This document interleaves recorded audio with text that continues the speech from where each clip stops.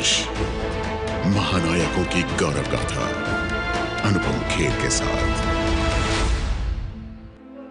नमस्कार। News television इतिहास की सबसे बड़ी सीरीज भारतवर्ष में आपका स्वागत है। मैं हूं अनुपम खेर। मेरे साथ आप एक यात्रा पर हैं। इस यात्रा में हम उन लोगों की कहानी ढूंढ रहे हैं जिनके बारे में बरबस कुछ सवाल दिमाग में आ जाते हैं, जैसे अगर वो लोग नहीं होते तो भारत कैसा होता भी कि नहीं होता।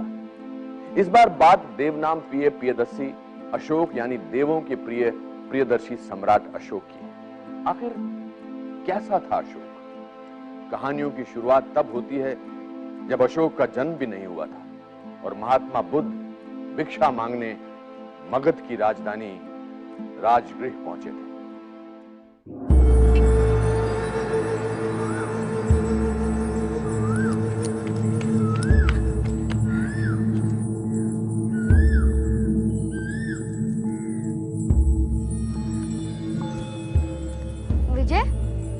श्रमण सन्यासी कौन है?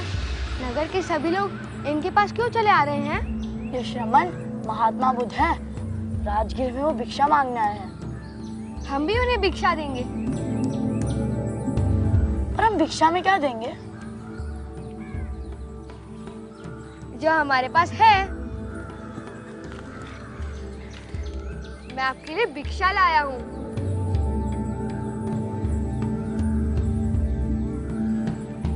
मैंने आपको भिक्षा दी है। मैं राजा बनूंगा। मेरा राज संपूर्ण धरती पर होगा। तथागत बुद्ध, मैं आपकी शरण में आऊंगा।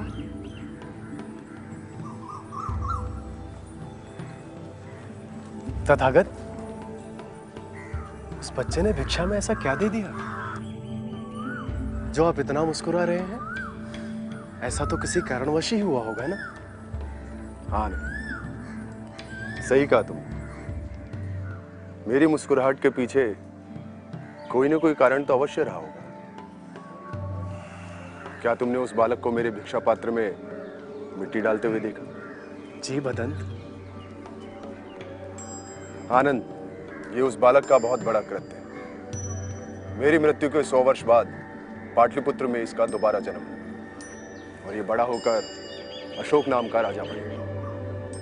ये यशस्वी धर्मराज चक्रवर्ती होगा। अशोक का जब जन्म हुआ तब ऐसा नहीं लग रहा था कि वो एक यशस्वी चक्रवर्ती सम्राट बनेगा। राजा भी बनेगा कि नहीं, इस पर भी संदेह था। प्राचीन ग्रंथ अशोक वदान के मुताबिक अशोक की मां तब के चंपा और आज के चंपारण की रहने वाली थी। कुछ ग्रंथों में अशोक की मां का नाम धम्मा तो कहीं शुभद्रांगी बताया गया है। शुभद्रांगी के पिता को किसी ज्योतिषी ने कहा कि आपकी बेटी की शादी किसी बड़े राजा से होगी और उसके 2 बेटों में से एक चक्रवर्ती सम्राट होगा। यही सुनकर शुभद्रांगी के पिता उन्हें पाटलिपुत्र ले आए और उन्हें मगध के राजा बिंदुसार को सौंप दिया।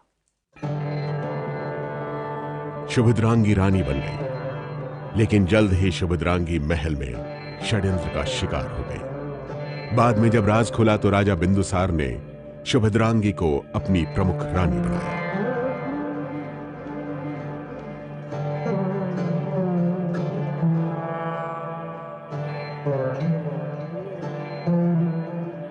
शुभद्रांगी ने एक बेटे को जन्म दिया। इस बालक को उसकी मां ने नाम दिया अशोक। लेकिन कई ग्रंथ और लोक कथाओं में इस बात का जिक्र आता है कि बालक अशोक को देखकर उसके पिता और मगध के राजा बिंदुसार को खुशी नहीं हुई।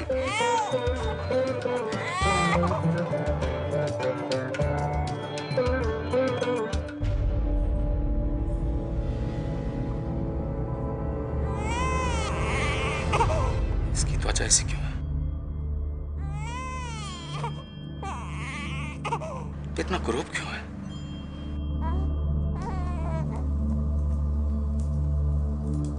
यह बात कितनी हैरान कर देने वाली है कि भारत ही नहीं, दुनिया के सबसे महान सम्राटों में से एक अशोक को उसके पिता ने कुरूप मानकर ठुकरा दिया था। लेकिन क्या अशोक ने कभी इस बात को अहमियत दी? अशोक के पिता बिंदुसार की अलग अलग रानियों से 101 पुत्र थे। अगला मगध साम्राज्य का सम्राट इन्हीं में से एक को होना था। यानी अशोक के सम्राट बनने की राह आसान नहीं थी। 101 बेटे और उनमें से कोई एक ही मगध का राजा बन सकता था। राजा बिंदुसार चाहते थे कि उनके ज्योतिष पिंगलवत्स उनके बेटों को देखे और बताए कि उसके 101 बेटों में से मगध का महाराजा बनने की संभावना किसमें सबसे ज्यादा है। अशोक के पिता बिंदुसार ने अपने सभी बेटों को परीक्षा के लिए बुलाया। तुम्हें महाराज का आदेश तो मिल ही गया होगा। हाँ। पुत्र, तुम्हारे सभी भाइयों की परीक्षा होनी है। तुम्हें अपने युद्ध कौशल और सूझबूझ से महाराज और गुरुजनों को प्रभावित करना है। तुम्हें वहां जाना चाहिए पुत्र। मैं क्यों जाऊं? महाराज बिंदुसार मेरे पिता अवश्य हैं, किंतु मुझे देखना भी पसंद नहीं करते वो। उनकी दृष्टि में तो मैं कुरूप हूं ना, और इस परीक्षा का प्रतिफल ज्ञात है मुझे। पुत्र, महाराज बिंदुसार की न्यायप्रियता पर कभी संदेह ना करो। तुम्हें अपने कर्तव्य का पालन करना चाहिए। मां सुभद्रांगी के कहने पर राजकुमार अशोक परीक्षा देने के लिए तैयार हो गया और जाते जाते मां को दोपहर का खाना भेजने के लिए कहता गया। विजयी भव।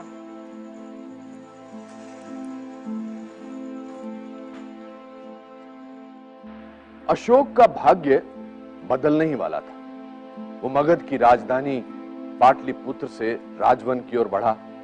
रास्ते में उसे बिंदुसार के मंत्री राधागुप्त मिले। राधागुप्त हाथी पर सवार होकर राजवन जा रहे थे। उन्होंने अशोक को अपने साथ बिठा लिया। राधागुप्त कौन है और अशोक को सम्राट बनाने में उनकी क्या भूमिका थी, वो हम आगे बताएंगे। फिलहाल राजवन चलते हैं, जहां सभी राजकुमार पहुंच चुके थे।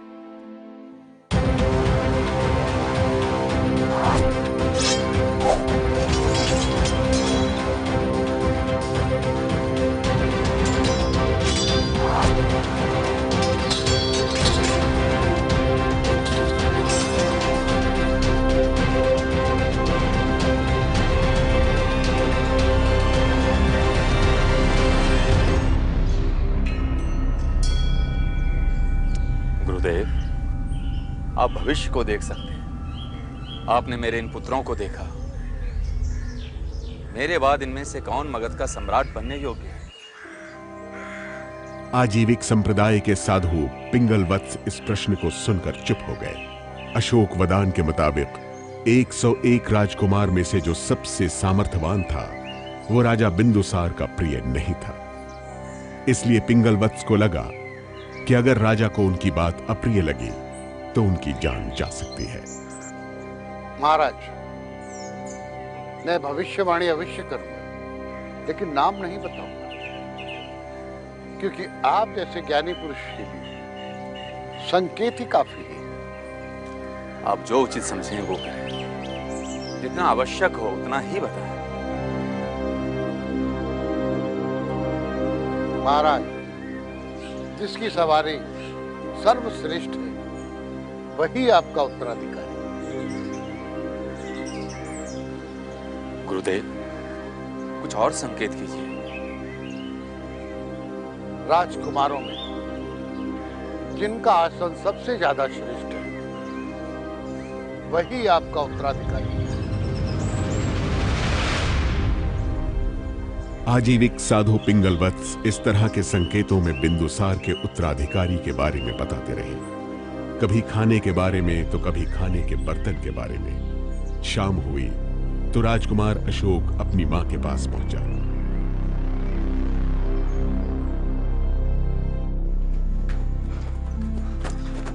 महात्मा पिंगलवत्स ने क्या भविष्यवाणी की? उन्होंने भविष्यवाणी तो बहुत की, किंतु किसी का नाम नहीं लिया। नाम नहीं लिया? क्या भविष्यवाणी की? महात्मा पिंगलवत्स ने यह भविष्यवाणी की कि जिसका आसन, सवारी, भोजन, पेय, बर्तन सबसे उत्कृष्ट होगा, मगध साम्राज्य का उत्तराधिकारी वही बनेगा। और माते, हम हाथी पे सवार होकर राजमहल पहुंचे और धरती से समृद्ध आसन और क्या होगा, वही हमारा आसन था। बस अब हमें मगध साम्राज्य का सम्राट बनने से कोई नहीं रोक सकता, स्वयं महाराज बिंदुसार भी नहीं।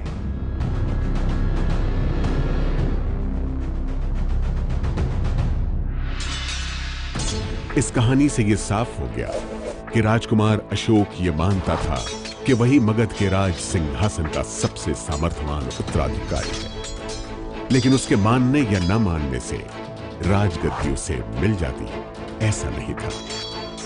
उसके युद्ध कौशल का लोहा सभी मानते थे, लेकिन स्वयं राजा बिंदुसार उसे उत्तराधिकारी मानने के लिए तैयार नहीं थे। राजा बिंदुसार अपने सबसे बड़े बेटे राजकुमार सुशीम को अपने बाद मगध का राजा बनाना चाहते थे। अशोक ये मानता था कि वो ही मगध की राजगद्दी का असली उत्तराधिकारी है, लेकिन जिसके हाथ में मगध की सत्ता थी यानी महाराज बिंदुसार ऐसा नहीं मानते थे। अशोक वदान के मुताबिक जल्द ही अशोक की एक और परीक्षा हुई। मगध साम्राज्य के एक राज्य तक्षशिला में विद्रोह हो गया। राजा बिंदुसार ने अशोक को बुलाया और उसे तक्षशिला जाने का आदेश दिया। अशोक रथ, हाथी, घुड़सवार और पैदल सैनिकों के साथ तक्षशिला की ओर कूच कर गया। राजकुमार, हमारे पास अश्वरोही है, हाथी सवार है और सैकड़ों रथी भी हैं, पैदल सहस्त्र सैनिक भी हैं और आपका नेतृत्व भी हमारे साथ है। परंतु क्या? परंतु राजकुमार, युद्ध के लिए सैनिकों को न ही कोई शस्त्र और अस्त्र दिया गया है। हम कैसे युद्ध में लड़ेंगे? यानी कोई और नहीं, अशोक के पिता राजा बिंदुसार ही उसके साथ छल कर रहे थे। अस्त्र शस्त्र के बगैर हम युद्ध कैसे लड़ेंगे? प्रश्न सही है, किंतु यदि बिंदुसार पुत्र अशोक में बल है, सामर्थ्य है, तो ये धरती फटेगी और पाताल से भी तुम्हें अस्त्र शस्त्र मिलेंगे। तुम निर्भीक होकर प्रयाण की तैयारी करो। जाओ। जी राजकुमार।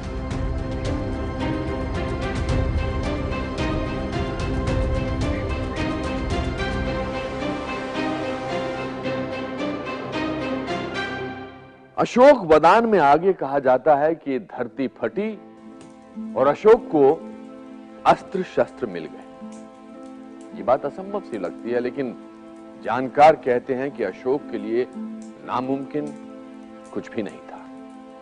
शायद प्रतीकों के जरिए ऐसा ही कुछ अशोक वदान के लेखक कहना चाहते थे। कहानी की खास बात यह है कि जब राजकुमार अशोक तक्षशिला पहुंचा तो उसे हथियार उठाने की आवश्यकता ही नहीं पड़ी और तक्षशिला के लोगों ने शहर से कुछ मील दूर से ही उसके मार्ग पर फूल बिछा दिए। तक्षशिला में उसकी सफलता के बाद राजकुमार अशोक को उज्जैन का गवर्नर बनाकर भेजा गया। जब अशोक उज्जैन में गवर्नर था, तभी पाटलिपुत्र में मगध की राजगद्दी को लेकर सुगबुगाहट शुरू हो गई थी।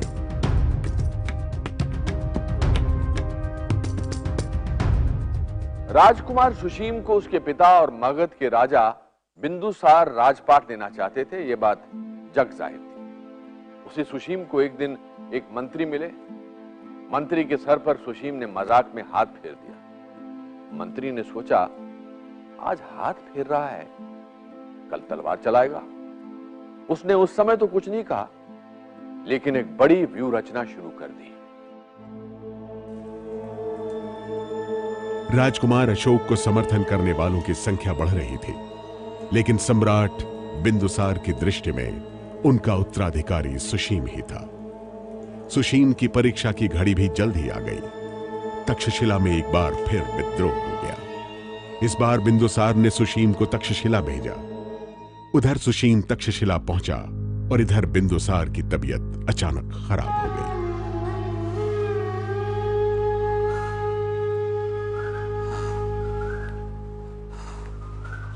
हाँ।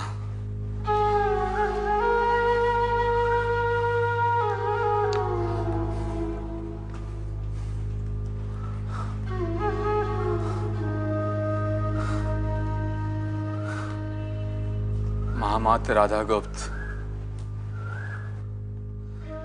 तक्षशिला में क्या राजकुमार सुशीम को कोई सफलता मिली? जी नहीं महाराज, अभी तक किसी भी अपेक्षित सफलता की सूचना प्राप्त नहीं हुई है। राधा गुप्त, मेरा आदेश है, आप सुशीम को वापस पाटलिपुत्र बुलाइए। अशोक को उज्जैन से तक्षशिला भेजिए। जो आ गया महाराज, परंतु इतनी तत्परता क्यों? क्योंकि तक्षशिला की स्थिति अभी सामान्य नहीं है महाराज। यह राज्यादेश है राधा गुप्त। आप सुशीम को पाटलिपुत्र से वापस आने का संदेश भेजिए और उसके राज्याभिषेक की तैयारी शुरू कीजिए। अब मुझे नहीं लगता अब इस बिस्तर से उठ पाऊंगा। वैद्यराज, राधा गुप्त को कई जगहों पर चाणक्य का पोता भी बताया गया है और वो बिंदुसार के दरबार में अशोक का बड़ा समर्थक था। चाणक्य की जो भूमिका चंद्रगुप्त मौर्य को राजा बनाने में थी, वही भूमिका अशोक को राजा बनाने में राधा गुप्त की नजर आती है। राधा गुप्त ने राजा बिंदुसार के आदेश का पालन तो किया, लेकिन पूरी तरह से नहीं। राधा गुप्त ने सुशीम को बिंदुसार का संदेश भेजने में जानबूझकर देरी की और अशोक को पाटलिपुत्र आने को कहा। अशोक के पूरे शरीर को हल्दी लगाकर पीला कर दिया गया था, जिससे कि वो बीमार दिखे और अशोक की बीमारी की खबर फैला दी गई। उधर बिंदुसार की तबीयत और खराब हो गई। बिंदुसार टकटकी लगाए सुशीम की प्रतीक्षा कर रहा था।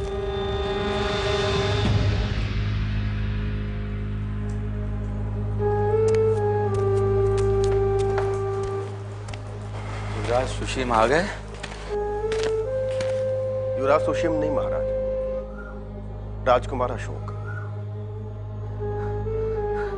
सुशीम को बुला अविलंब। युवराज सुशीम को पाटलिपुत्र पहुंचने में अभी बहुत विलंब है महाराज। तब तक आप राजकुमार अशोक का राज्याभिषेक कर दीजिए। अशोक का राज्याभिषेक कर दो? जी महाराज, जब यहाँ युवराज सुशीम पधारेंगे, उनका राज्याभिषेक कर दिया जाएगा। व्यर्थ की बातें मत करो राधा गुप्त। जाओ, जाके देखो सुशीम कहां तक पहुंचा। जाओ। यदि मैं मगध की राजगद्दी का सबसे योग्य और सामर्थ्यवान उत्तराधिकारी हूं, तो मेरा राज्याभिषेक अभी होगा, इसी क्षण होगा।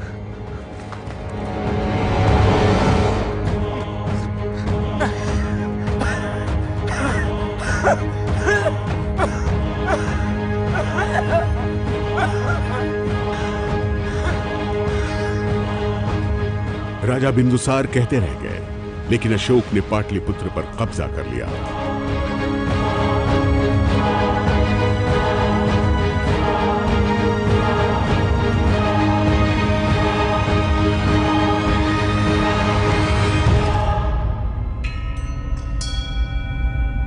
इसी के साथ अशोक मौर्य वंश का तीसरा सम्राट बना। सबसे पहले चंद्रगुप्त मौर्य, उसके बाद अशोक के पिता बिंदुसार पाटलिपुत्र की राजगद्दी पर बैठे। मौर्य वंश का तीसरा सम्राट अशोक था।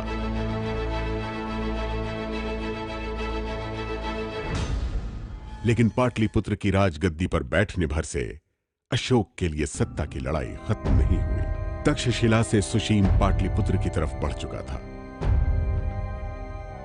पाली बौद्ध ग्रंथ महावंश में कहा गया है कि अशोक ने सत्ता पर कब्जा करने के लिए 100 भाइयों में 99 को मार डाला। दूसरी जगह 6 भाइयों को मारने की बात कही गई है।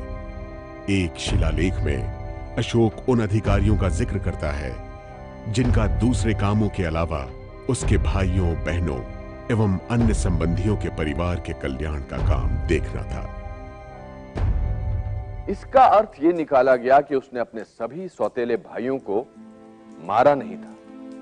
संभव है कि बौद्ध साहित्य महावंश में 99 भाइयों को मारने की बात बढ़ा चढ़ा कर लिखी गई हो, लेकिन मौर्य साम्राज्य को पूरी तरह से अपने अधीन करने के लिए अशोक को लंबी लड़ाई लड़नी पड़ी और इसके केंद्र में उसका बड़ा भाई सुशीम था।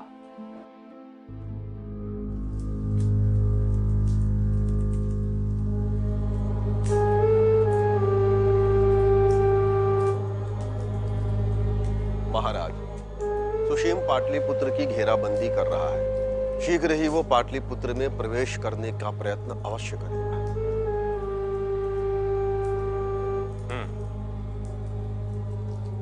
हमारी रणनीति क्या है? पाटलिपुत्र में 4 प्रवेश द्वार हैं महाराज। यदि आपकी आज्ञा हो तो इस बार पश्चिमी द्वार से सेना का नेतृत्व मैं स्वयं करना चाहूंगा। ठीक है, मैं पूर्वी द्वार पर हूं और आप दोनों उत्तरी और दक्षिणी द्वार। यदि युद्ध के पहले ही युद्ध के कारण का अंत कर दिया जाए तो? महामात्य, क्या आप सुशीम की हत्या की ओर संकेत दे रहे हैं? हत्या तो होगी, अवश्य होगी, परंतु युद्ध नहीं होगा महाराज। किंतु युद्ध के दौरान ही तो मारा जाएगा उसे। महाराज, पूर्वी द्वार पर आपसे आगे आपका छद्म होगा। मेरा छद्म? जी महाराज, आपसे आगे काठ के हाथी पे आपका छद्म होगा। किंतु उससे क्या लाभ होगा महामात्य? काठ के हाथी के आगे पहले से बहुत बड़ा गड्ढा खुदा होगा। और खोदो, आवश्यकता पड़े तो और सैनिकों को लगाओ, समय बहुत कम है। और उस गड्ढे में हम पहले से ही जलती हुई लकड़ियां और कोयले डालकर उसे ढक दें। किंतु वो पूर्वी द्वार पर ही आक्रमण क्यों करेगा? उत्तर, पश्चिम, दक्षिण किसी भी द्वार से आक्रमण कर सकता है। सही कहा आपने, परंतु ये निश्चित जानिए कि वो पूर्वी द्वार पर ही आक्रमण करेगा।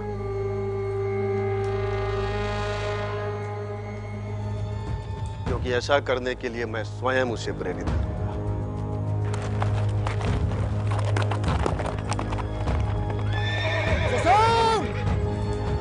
सेनानायक और महामात्य का वध करने से तुम्हें मगध साम्राज्य का सिंहासन प्राप्त नहीं होगा।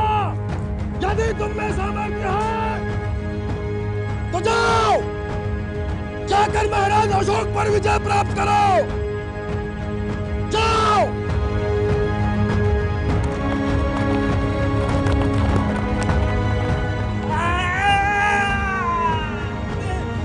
मेरे साथ छल किया गया।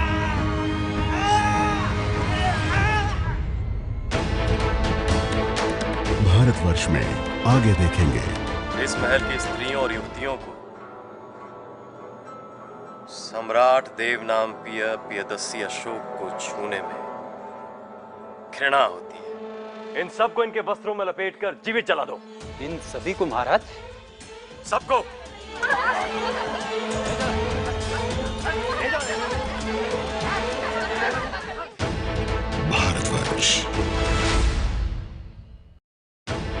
भारतवर्ष, महानायकों की गौरव गाथा अनुपम खेर के साथ। अशोक और उसके साथियों ने जलते हुए कोयले में डालकर सुशीम को मार डाला। 272 ईसा पूर्व में राजा बिंदुसार की मृत्यु मानी जाती है। उसके 4 साल बाद पाटलिपुत्र के सिंहासन पर अशोक का औपचारिक राज्याभिषेक हुआ। अब अशोक सिर्फ अशोक नहीं था, वो सम्राट देवनाप्रिय प्रियदर्शी अशोक था। देवनाप्रिय मतलब देवों के प्रिय और प्रियदर्शी मतलब देखने में सुंदर। लेकिन इसके बाद अशोक का जो रूप सामने आता है उसकी कल्पना भी आज मुश्किल है। अशोक के उस रूप को चंद अशोक कहते हैं, मतलब क्रूर, निर्दयी अशोक। अशोक के हरम में सैकड़ों महिलाएं थीं। ये स्त्रियां अशोक की सेवा और आमोद प्रमोद में लिप्त तो रहती थीं, लेकिन उनमें से कई ऐसी थीं जो उसे छूना भी पसंद नहीं करती थीं, क्योंकि उसकी त्वचा बहुत रूखी थी। इस बात का पता अशोक को चल गया। नगरनायक, नायक को बुलाओ। नगर नायक। प्रणाम महाराज। तुम्हें पता है इस महल में क्या हो रहा है? नहीं महाराज।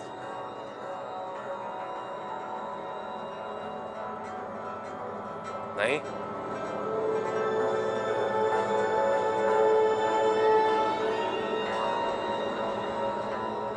इस महल की स्त्रियों और युवतियों को सम्राट देवनाम प्रियदर्शी अशोक को छूने में घृणा होती है। बताओ, इस अपराध का क्या दंड हो? इन्हें कारागार में डाल भूखा रखना चाहिए महाराज।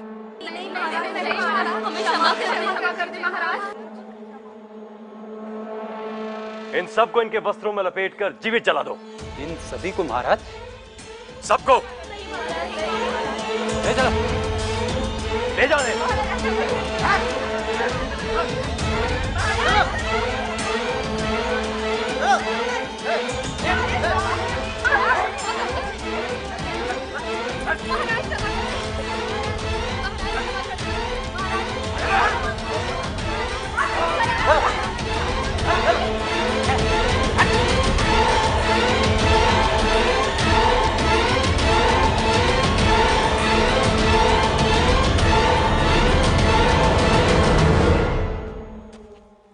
अशोक के दरबार में सवाल जवाब करने वाले मंत्रियों की हत्या की कहानी भी अशोक वदान में है। अशोक के क्रूर स्वभाव का एक उदाहरण अशोक का नरक भी है, जहां चंद्रगिरी नाम का कुख्यात व्यक्ति यातना देने का काम करता था। अशोक के नरक को देखने का जिक्र चीनी यात्री वेनसांग ने भी किया है। अशोक के इस यातना गृह के प्रमाण होने के बावजूद यह माना जाता है कि बौद्ध साहित्य में अशोक की क्रूरता की कहानियों को बढ़ा चढ़ाकर लिखा गया है, जिससे बौद्ध धर्म को मान लेने के बाद उसमें आए परिवर्तन और भी ज्यादा प्रभावकारी लगे। यदि आप एक राजा को दिखा रहे हैं कि वो एक बुद्धिस्ट बने, तो यदि आप दिखा रहे हैं कि बुद्धिस्ट बनने से पहले वो बहुत ही कठोर राजा थे और बाद में वो एक बहुत ही धार्मिक इंसान बने, तो आप सारा क्रेडिट तो बुद्धिज़्म को देंगे। ठीक है, एक ये बात है। मगर लोग आफ्टर ऑल इन टेक्स्ट को पढ़ते थे, इन टेक्स्ट को सुनते थे, इसमें कुछ तो सच होना ही होगा। सम्राट अशोक से जुड़ा बड़ा सवाल तो ये भी है कि उन्होंने बौद्ध धर्म को कब अपनाया तो किस हद तक अपनाया? क्या जैसा कि आमतौर पर माना जाता है कि कलिंग युद्ध में जैसी हिंसा फैली, उसकी वजह से वो अहिंसावादी राजा बन गया? इस तरह के बहुत सारे सवाल हैं जिसका सीधा जवाब पाना मुश्किल है। बौद्ध धर्म की ओर झुकाव के सिलसिले में पाली भाषा के ग्रंथ महावंश में निग्रोध नाम के बौद्ध सन्यासी का जिक्र आता है। एक दिन निग्रोध महल के सामने से गुजर रहा था। अशोक की नजर उस पर पड़ी। अशोक ने उसे महल के अंदर बुलवाया।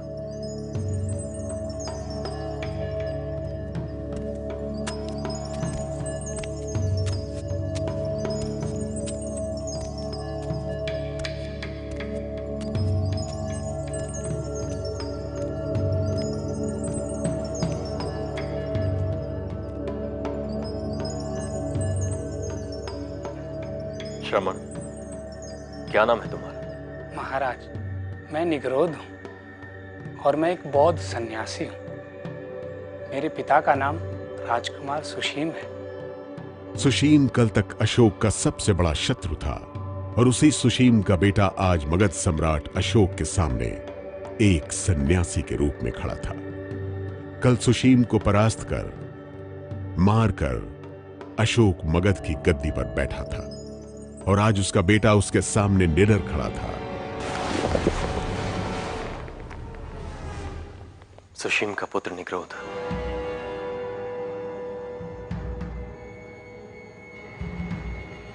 निग्रोध की आंखों में न क्रोध था न भय।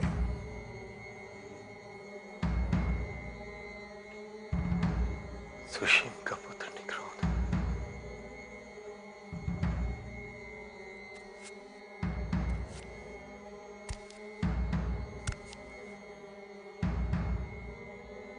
शमन निग्रोध, तुम जहां चाहो आसन ग्रहण करो।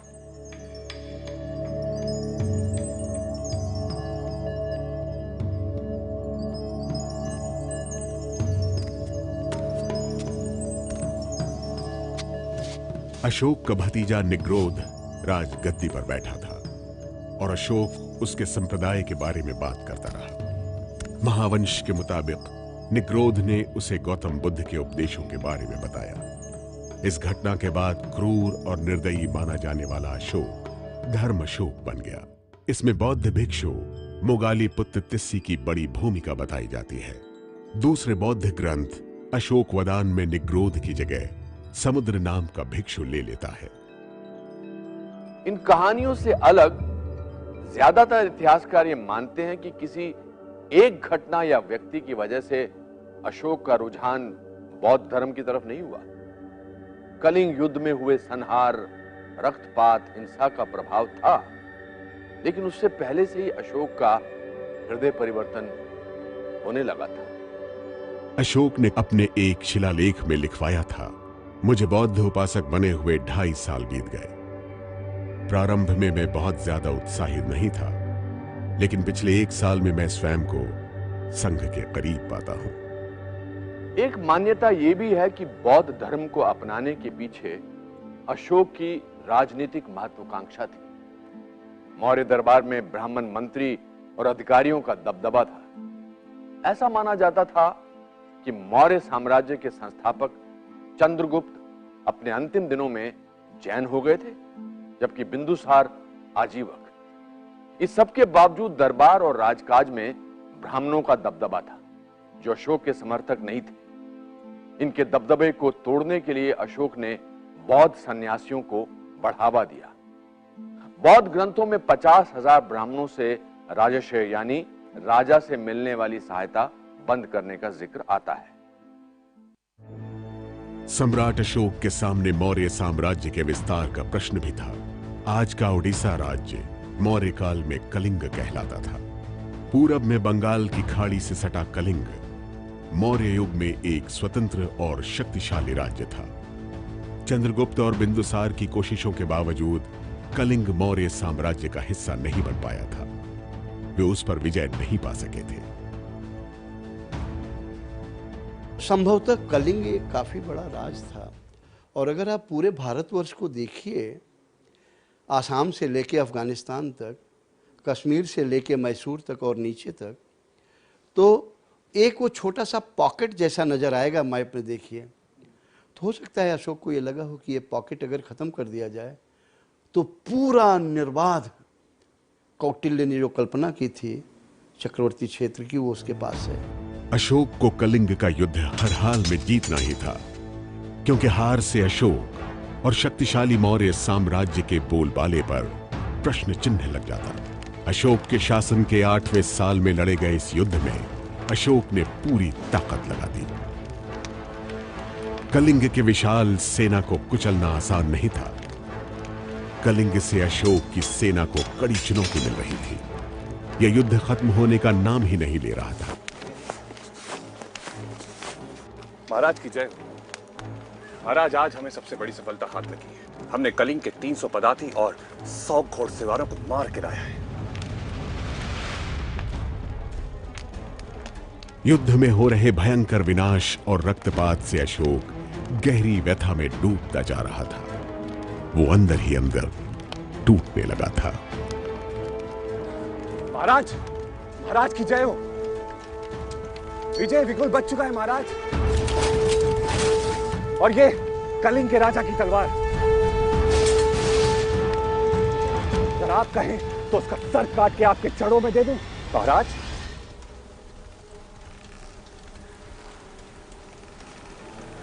रक्त ही रक्त, चारों तरफ केवल रक्त।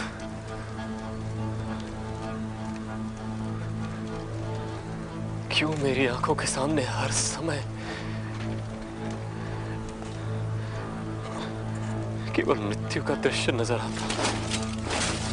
क्यों हर क्षण मुझे हर तरफ लोगों के चीखने चिल्लाने की आवाजें सुनाई देती हैं?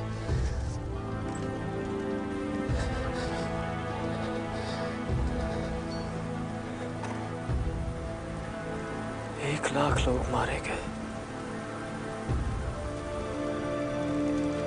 1 लाख।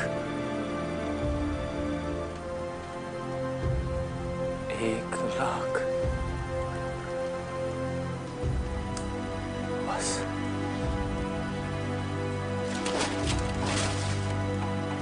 अब और नहीं, अब और नहीं।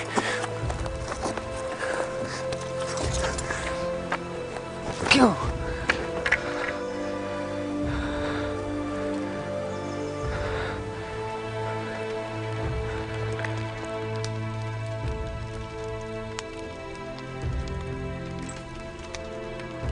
आखिरकार कलिंग युद्ध में अशोक की जीत हुई।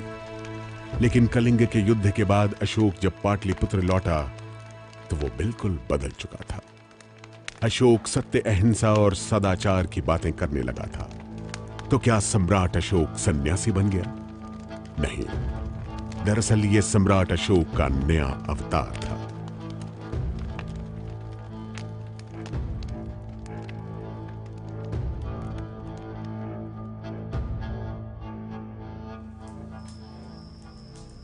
डेढ़ लाख से अधिक व्यक्ति देश से निष्कासित किए गए। 1 लाख मारे गए और इससे कई गुना अधिक बर्बाद हो गए। कलिंग को जीतने में जितने लोग मारे गए, मरे या देश से निष्कासित किए गए, आज यदि उनके शतांश या सहस्त्रांश को भी दुख पहुंचे तो मुझे गहरी पीड़ा होगी।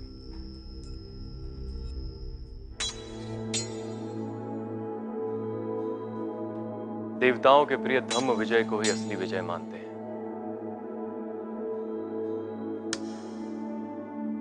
ये धम्म लेख इसलिए लिखवाया जा रहा है जिससे मेरे पुत्र या प्रपौत्र नए देश को जीतने की इच्छा ना करें,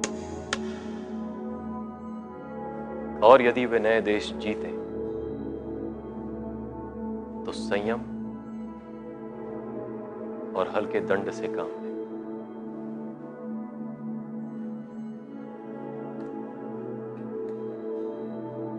धम्म विजय ही असली विजय है।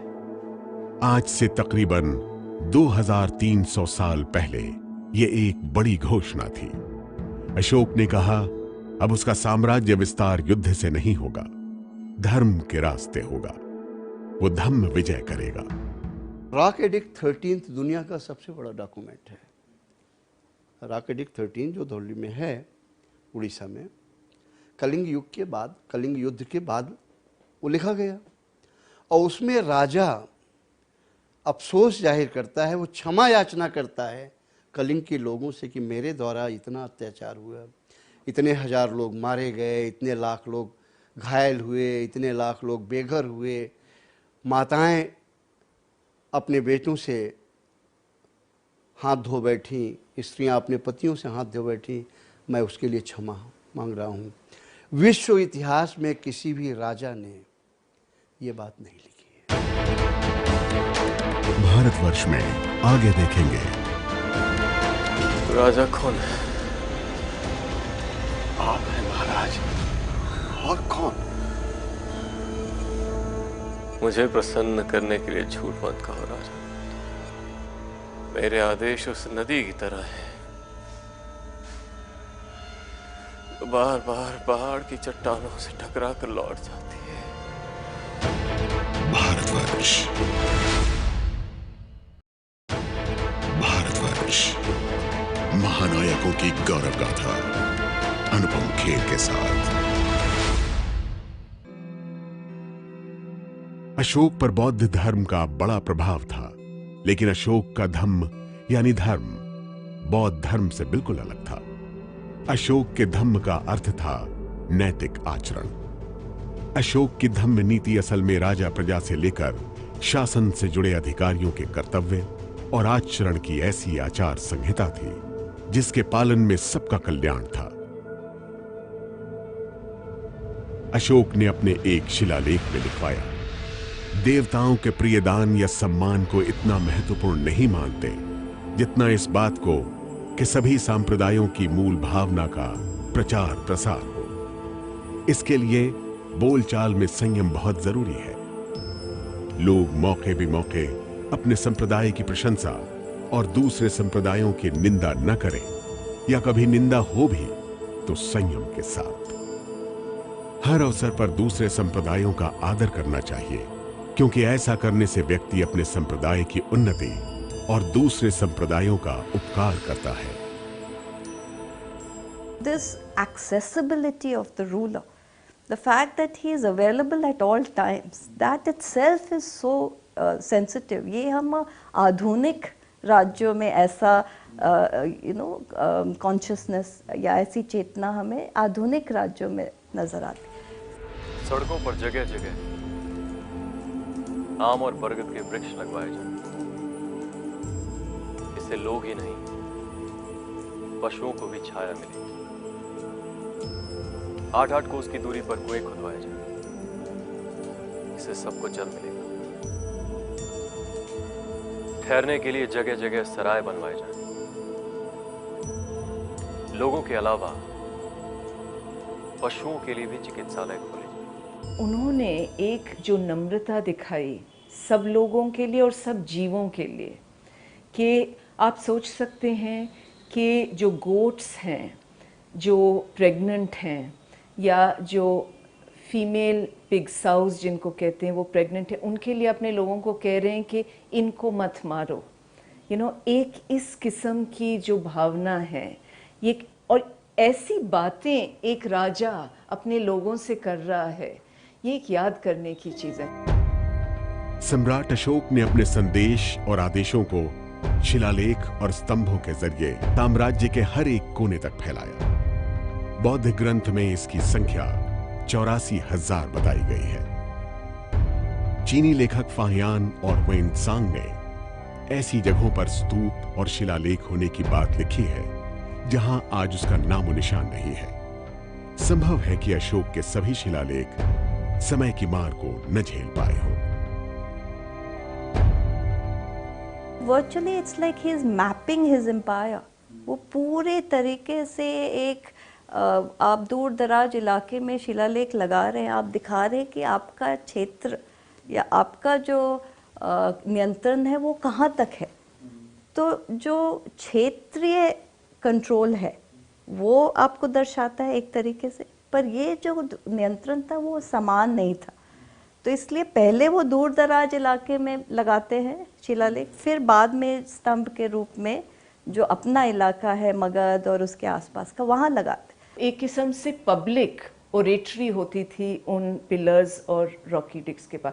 तो जहाँ तक मेरा ख्याल है, इससे ये पता चलता है कि Ashok was the first big ruler communicator of India. ये भी एक बहुत नई बात है। अशोक के साम्राज्य में अलग अलग विभागों में एक प्रशासन तंत्र शहरों से लेकर गांव तक फैला था। प्रशासन को चलाने के लिए हर स्तर पर कर्मचारी और अधिकारियों को तैनात किया गया था। अशोक ने कहा कि प्रजा मेरी संतान है, प्रजा का हित ही राजा का हित है। अशोक ने शासन के लिए जो प्रशासनिक ढांचा खड़ा किया, उस पर चाणक्य के अर्थशास्त्र की झलक दिखाई देती है। इस व्यवस्था में सबसे ऊपर राजा था। राजा की मदद के लिए अधिकारियों की एक टीम, यानी एक केंद्रीय नौकरशाही थी। इसके बाद प्रांत से लेकर गांव तक हर स्तर पर एक प्रशासनिक ढांचा था। अशोक ने गांव के लिए ग्राम प्रशासकों की नियुक्ति की थी, जो रज्जुक कहलाते थे। आज के जिला अधिकारी की तरह कई गांवों के समूह पर एक अधिकारी की नियुक्ति की गई थी। इस स्तर पर राजस्व इकट्ठा करना, आमदनी और खर्च का हिसाब रखना, साल भर का बजट बनाना समाहर्ता नाम के अधिकारी का काम था। बिहार में कलेक्टर को आज भी समाहर्ता कहा जाता है। अधिकारियों की मदद के लिए बड़ी संख्या में सहायक कर्मचारियों की नियुक्ति की गई थी। अधिकारी ठीक से काम कर रहे हैं या नहीं, इसकी निगरानी के लिए गुप्तचर लगाए गए थे, जो सम्राट को अपनी रिपोर्ट भेजते थे। इस प्रशासनिक व्यवस्था का सबसे बड़ा उद्देश्य यही था कि साम्राज्य में धम्म नीति के मुताबिक काम हो, और धम्म नीति के प्रचार प्रसार के लिए हर जगह धम्म महामात्रों को नियुक्त किया गया था।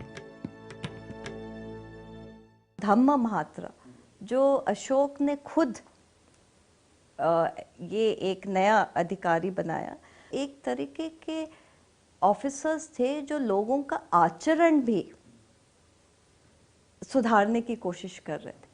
अब आप देखिए, राज्य को प्रशासनिक तौर पे राज्य को आप लोगों के घरों पे और उनके निजी आचरण तक आप ले जा रहे हो, तो कितना ज़्यादा आप स्टेट का जो कंट्रोल है या स्टेट का जो रोल है वो आप कहाँ तक ले जाने की कोशिश कर रहे हैं। भारतवर्ष, महानायकों की गौरव गाथा अनुपम खेर के साथ।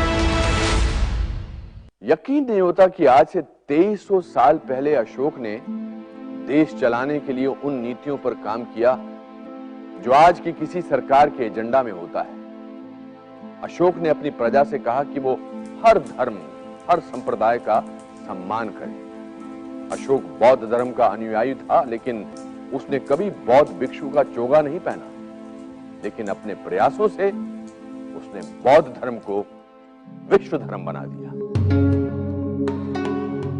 युद्ध के जरिए अशोक का साम्राज्य भारतीय उपमहाद्वीप तक फैला, जबकि धर्म विजय की जो शुरुआत अशोक ने की उसकी सीमा कुछ ऐसी बनी। ये वो राज्य हैं जहां उसकी विजय पताका लहराई थी। अब उसके धम्म विजय यानी धर्म के रास्ते जीत का मानचित्र देखिए। यह अशोक के दुनिया भर में असर का मानचित्र है। उसने प्रेम और सद्भाव से बौद्ध धर्म को दुनिया का प्रमुख धर्म बनाने में मदद की। अशोक ने ही भारत में सबसे पहले एक धर्मनिरपेक्ष और कल्याणकारी राज्य की नींव रखी। अशोक ही ऐसा पहला शासक था जिसने समाज में आपसी भाईचारे और नैतिक आचरण के नियम बनाए और साम्राज्य में एक आचार संहिता को लागू किया। आज के भारत का राष्ट्रीय प्रतीक अशोक स्तंभ सम्राट अशोक की देन है। हमारे झंडे का चक्र भी अशोक की ही देन है। बौद्ध साहित्य और स्तूपों और स्तंभों को देखकर लगता है कि सम्राट अशोक एक ऐसा शासक था जो लगातार अपनी प्रजा से बात करना चाहता था, संवाद रखना चाहता था, मन की बात करना चाहता था। उनसे यह भी लगता है कि बौद्ध धर्म और उसे जुड़े हुए संघों को बढ़ावा देने की कोशिश अशोक ने लगातार की। मृत्यु के समय तक ये कोशिश जारी थी। सम्राट अशोक के जीवन के आखिरी दिनों में बौद्ध भिक्षुओं को दान देने पर उसके उत्तराधिकारी ने रोक लगा दी, लेकिन अशोक ने दान देना नहीं छोड़ा। पहले अशोक का खाना सोने के बर्तनों में परोसा जाता था। रोक लगने पर अशोक ने उसको दान में दे दिया। जब सोने के बर्तन पर रोक लगी तो चांदी, फिर कांसे का बर्तन दान दिया। तब भारत के महानतम सम्राट को मिट्टी के बर्तनों में खाना दिया जाने लगा। अशोक ने अपने मंत्री राधा गुप्त को बुलाया। राधा गुप्त जी महाराज। इस साम्राज्य का सम्राट राजा कौन है? आप हैं महाराज, और कौन? मुझे प्रसन्न करने के लिए झूठ मत कहो राजा गुप्त। मेरी सत्ता अब समाप्त हो चुकी है। मेरे अधीन केवल ये आधा हौला, ये आप क्या कह रहे हैं महाराज? मेरे आदेशों का अब कोई अर्थ नहीं है राधा गुप्त। मेरे आदेश उस नदी की तरह है जो बार बार पहाड़ की चट्टानों से टकरा कर लौट जाती है। सेवक,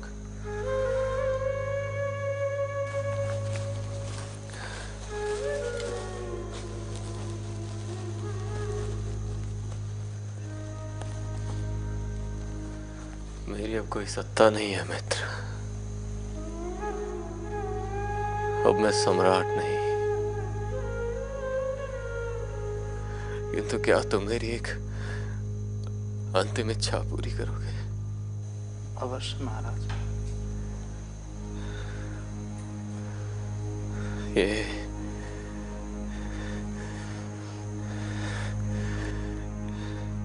ये आधा आंवला को कुतरा ले जाओ और संग में दान दे दो।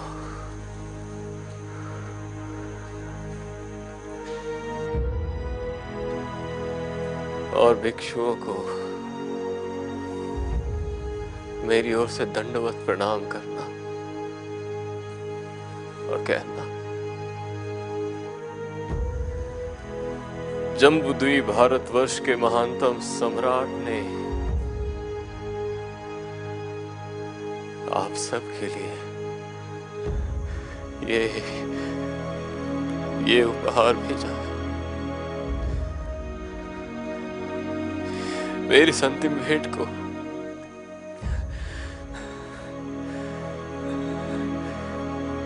संग में मौजूद सभी लोगों में बांट दिया जाए।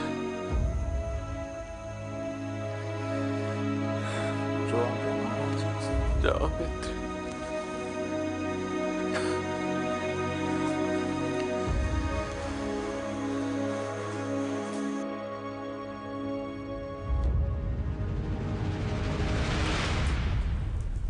अशोक व दान के मुताबिक उस आधे आमले को सूप में डाला गया। संघ में मौजूद सभी भिक्षुओं ने उसे ग्रहण किया और दूसरी तरफ महल में देवों के प्रियदर्शी अशोक की मृत्यु हो गई। 2300 साल पहले सम्राट अशोक की मृत्यु हो गई, लेकिन उसके विचार आपको हर जगह दिखाई देंगे। हमारे तिरंगे का चक्र, 4 सिंहों वाला हमारा राष्ट्रीय प्रतीक, अहिंसा के प्रति हमारा रुझान, हमारी सेक्युलर व्यवस्था, इन सभी में आपको अशोक की छाप मिल सकती है।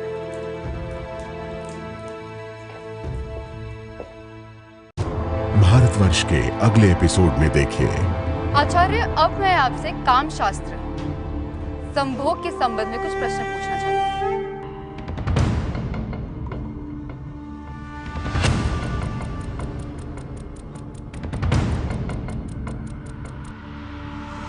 आचार्य, क्या आप मुझे बता सकते हैं कि स्त्री और पुरुष के संभोग में कितनी कलाएं होती हैं? हे देवी, एक सन्यासी से इस प्रकार के प्रश्न क्यों? भारतवर्ष, महानायकों की गौरव गाथा अनुपम खेर के साथ